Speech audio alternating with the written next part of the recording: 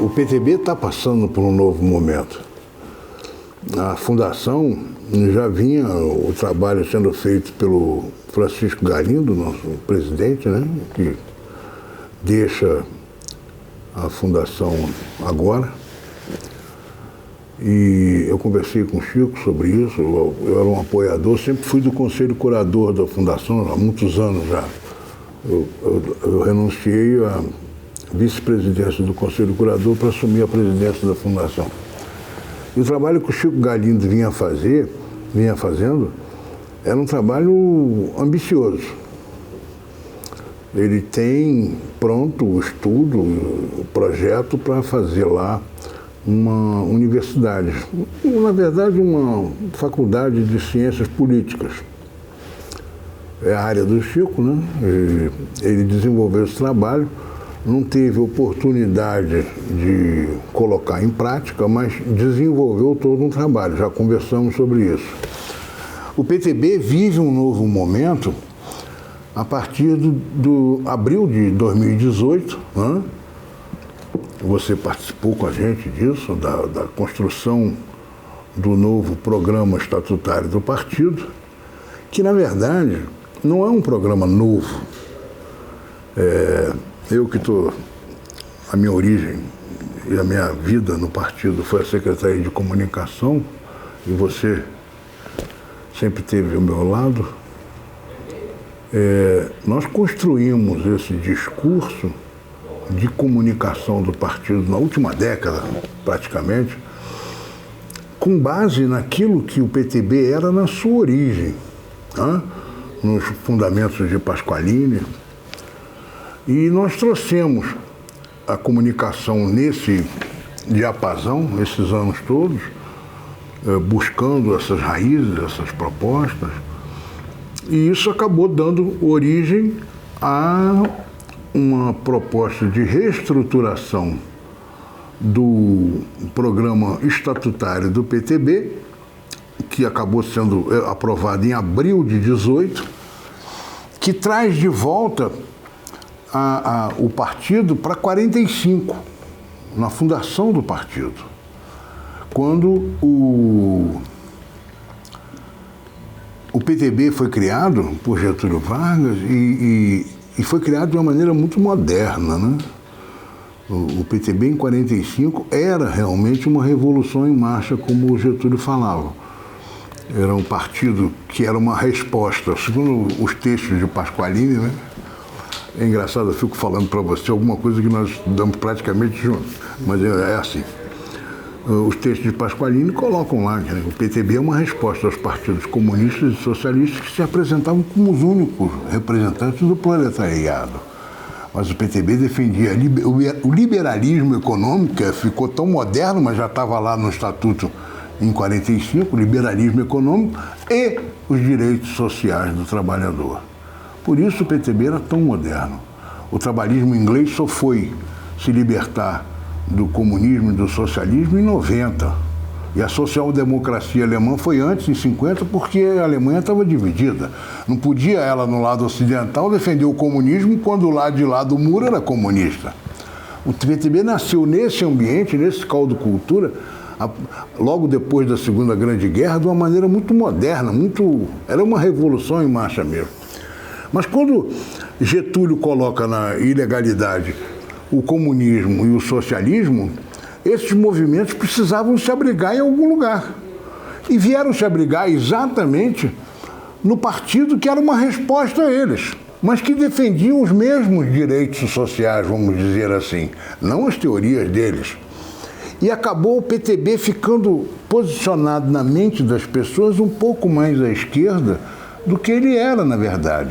Porque essa turma da esquerda, do comunismo, do socialismo, eles têm um bumbo, né? Eles estão infiltrados na cultura, nas universidades, no jornalismo.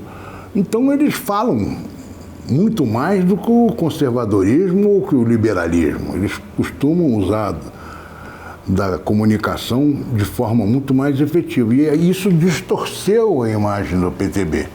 Nós acabamos tendo uma revolução em 64, contra o comunismo, que foi, na verdade, um golpe contra o PTB. Você veja a ironia da história. 19 anos depois de criado como uma resposta ao comunismo e socialismo, ele é colocado na ilegalidade por ser comunista. Quer dizer, era um absurdo. Na refundação do PTB em 79, por Ivete Vargas, que hoje dá nome à fundação, o PTB foi recriado por ela de acordo com a sua origem. E outros movimentos criaram outros braços. O trabalhismo socialista moreno do Brizola criou o PDT e o sindicalismo criou o PT. Os outros dois partidos daquela época eram o MDB, que virou PMDB, e a Arena, que virou PDS. Essa foi a abertura. O PTB ele foi recriado por Ivete bem mais próximo do que era no passado, mas havia uma certa, como é que se diz assim, havia uma certa vergonha da direita de se apresentar logo depois do regime militar, do fim do regime militar, como ela era. Porque ela não queria ser identificada com os militares. Então, o que aconteceu? Os partidos todos tinham uma identidade mais à esquerda do que a realidade deles. O PTB não foi diferente. Ele não se apresentava como direita. Ele se apresentava como centro-esquerda. E ele não era, na verdade.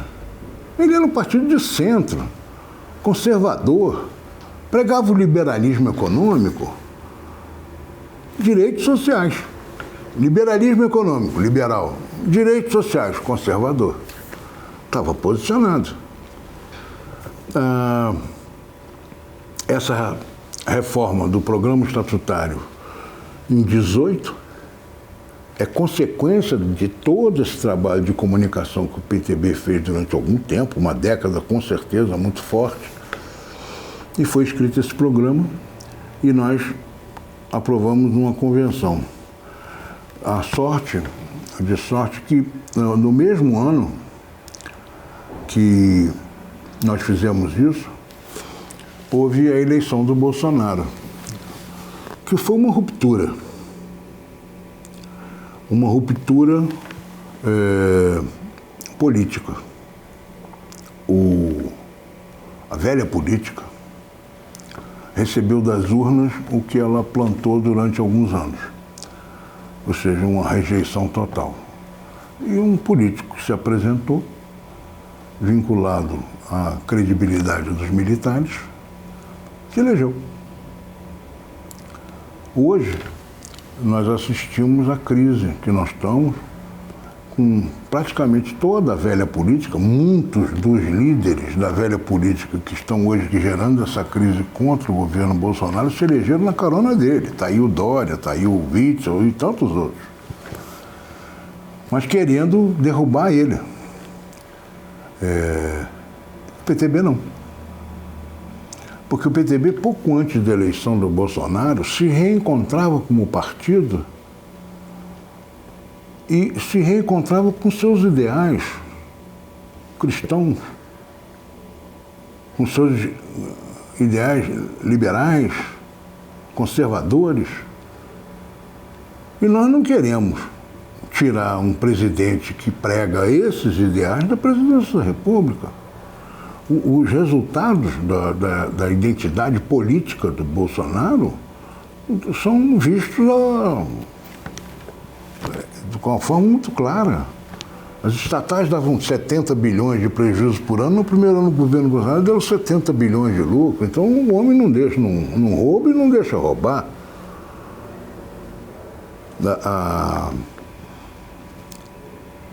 A população sente isso.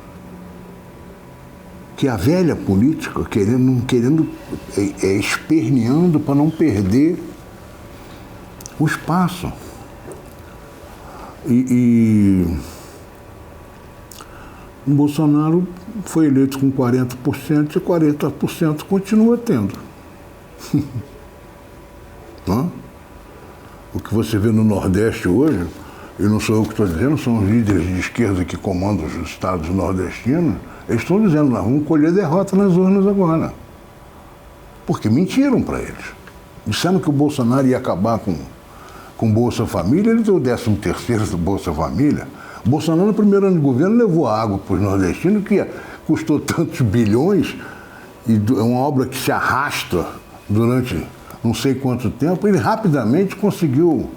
Tem um ministro da Infraestrutura que está fazendo um trabalho maravilhoso, um ministro da Agricultura que está fazendo um trabalho maravilhoso, gente competente.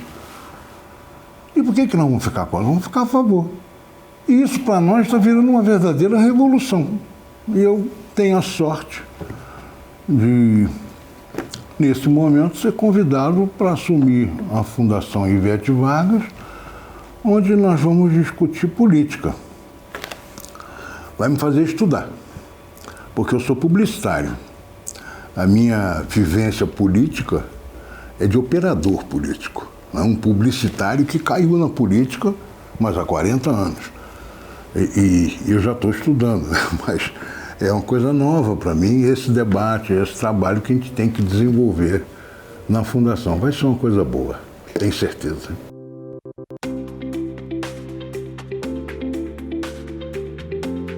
Bom, eu tenho a ideia, muito próxima do que o Chico Galindo pregava, que a Fundação tem que fazer todo um trabalho de produtos de discussão política. Vídeo-aulas, livros. Por exemplo, eu gostaria de montar, eu tenho que conhecer ainda as limitações que eu vou enfrentar, mas, por exemplo, montar um conselho editorial com professores, catedráticos de ciências políticas das universidades brasileiras, para que eles possam me dizer quais livros de ciências políticas a Fundação deve editar, ou deve traduzir, ou deve comprar direitos autorais para liberar, para botar no mercado. Produtos que a gente vai levar para o mercado de ciências políticas.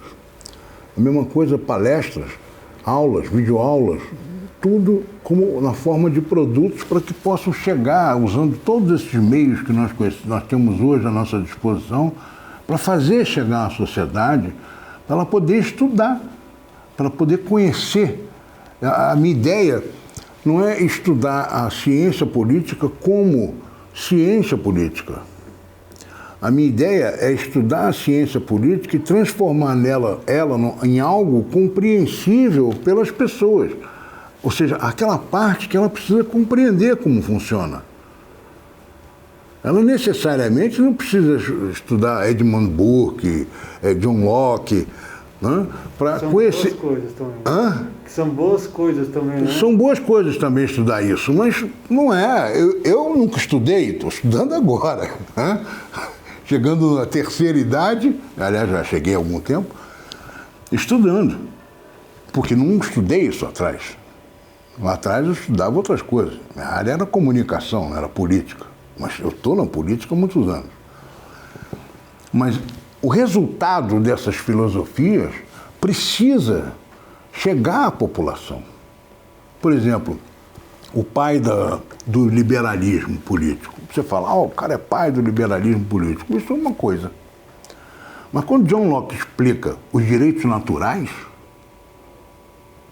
você começa a ver que a coisa é mais simples e que você talvez tenha que colocar isso para a população e não uma linguagem acadêmica. John Locke, o princípio dele é fantástico. São os direitos naturais. Toda pessoa tem direito à vida, não é? Tem direito à propriedade, está me fugindo agora aqui, vida, propriedade e liberdade. Quer dizer, são direitos naturais. Ninguém me ensinou. Eu nasci e meu instinto me faz me preservar vivo. Então eu tenho direito à vida.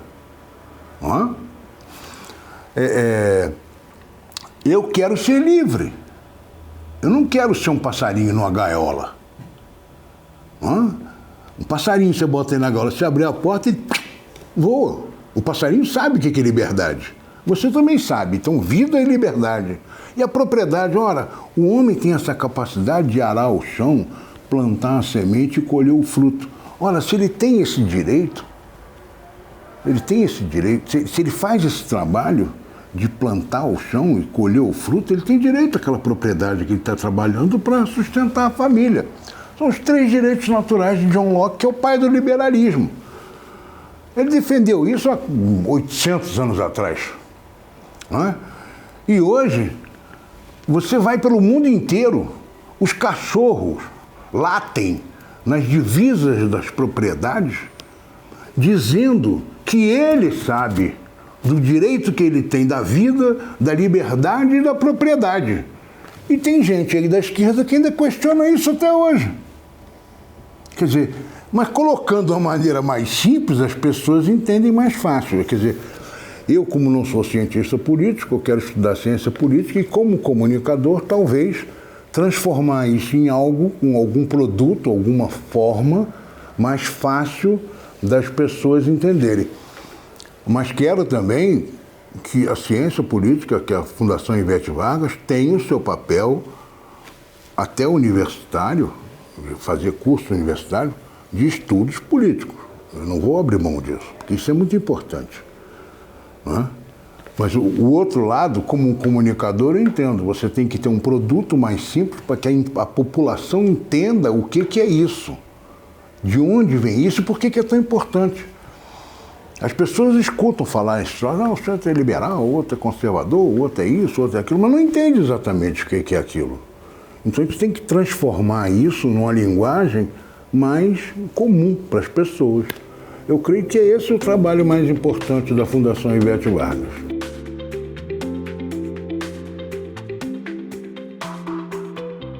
Não tem uma nova gestão da Fundação Ivete Vargas. Eu creio que nós sempre fomos abençoados com pessoas especiais à frente da Fundação. Todos fizeram o que era possível, o que era... O Chico tem essa visão dele de dirigente universitário. Então, ele focou na universidade, que eu entendo que é uma coisa importante, o ensino superior. Eu tenho a visão de comunicador. Eu entendo que é necessário transformar isso num discurso mais próprio para ser compreendido pela população. Porque isso é uma dúvida que eu tinha e que eu tenho sobre um monte de coisa e que eu estou estudando agora e aprendendo. Ora, por que os outros não vão ter essa dúvida? Não é? Então você tem que ter essa tradução.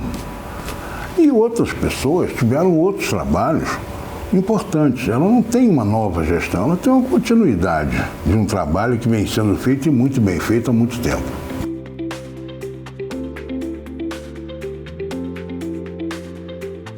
Na verdade, um projeto, né, de trabalho, que ainda não começou, é uma ideia ainda, de agregar isso na Fundação.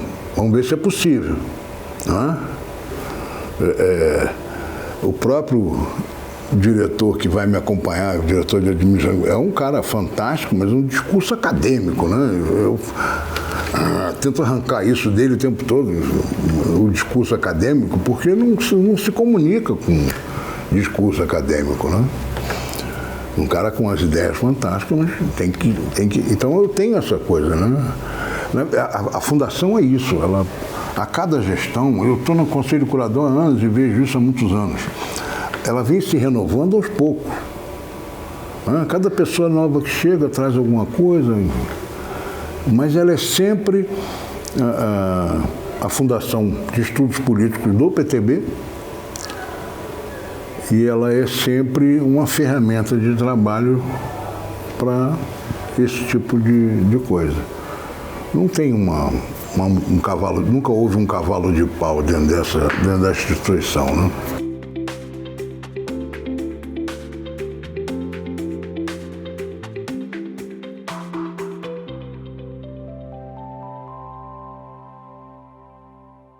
Essa transformação pela qual você fala que o Brasil passa a partir de 2013, ela é consequência de uma trajetória, né?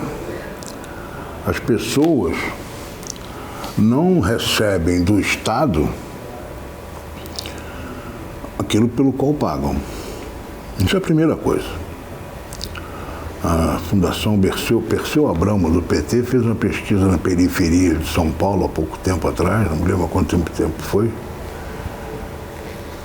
que identificou na população da periferia de São Paulo, a população mais pobre, que eles compreendiam que o Estado é que era o inimigo deles, não era o patrão. O patrão era o amigo. Isso foi uma punhalada. Foi um chute no... Então, as pessoas, ao longo do tempo, elas vão compreendendo o processo. Ó, e isso começa a se tornar cada vez mais claro. Sim. Essa transformação nós temos que fazer no país. Hoje, eu não vejo ela sendo feita ainda. O Bolsonaro foi eleito para uma ruptura e tal, mas eu não vejo ela sendo feita. Já foi muito bom que ele não rouba e não deixa roubar. Isso já foi excelente. Já vamos ter um belo resultado com isso. Infelizmente, nós temos aí essa Covid, né? Em que, incrivelmente, você tem politização de todo lado, um negócio pavoroso que eu jamais pensei que eu fosse passar na minha vida. Mas eu vejo muitas dificuldades. O governo do Bolsonaro, talvez por ele não ter apoios significativos, foi muito bem montado de um lado, mas politicamente foi muito mal montado, da minha maneira de ver. Eu sou crítico dessa montagem inicial do governo Bolsonaro. E isso prejudica um pouco a consecução dos objetivos dele. Mas as pessoas percebem com clareza a intenção dele. Eu não sei se os resultados virão na intensidade que nós gostaríamos,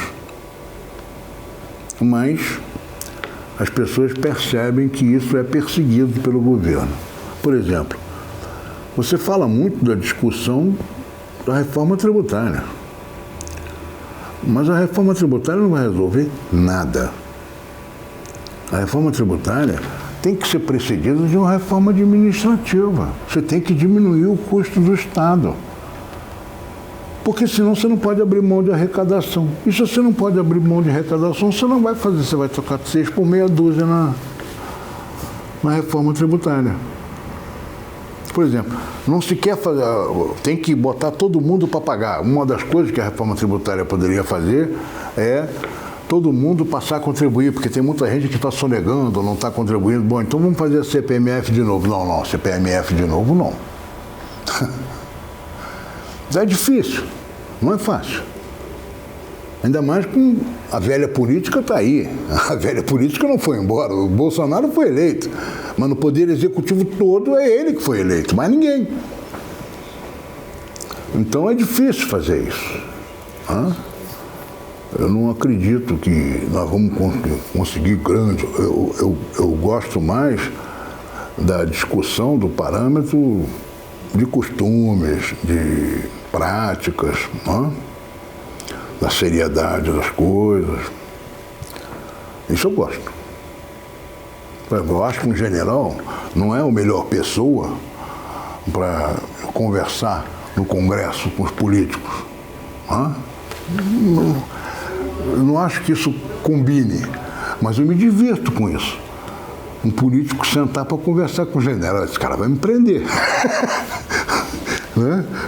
Se eu falar o que eu quero mesmo, ele me prende, né? Então, começa a dar uma formalidade diferente, né? Não tem grandes expectativas, não. Espero que ele seja reeleito em 22, só isso.